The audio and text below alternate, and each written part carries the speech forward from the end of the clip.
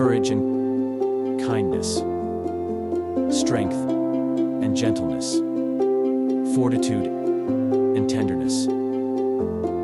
A father, a leader, a lifelong teacher, a comforter, and a patient listener, a hero, a world changer, has embraced your holy calling with unwavering dedication.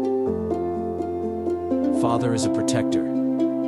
You shield our family with love and care. Through it all, a father remains a faithful friend, always there to lend a listening ear and offer guidance.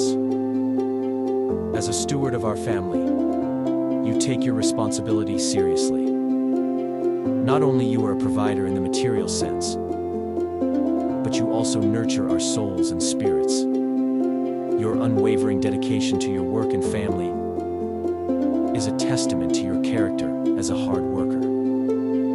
Thank you for being the guiding light in our lives, for teaching us the true meaning of love, and for being a source of inspiration.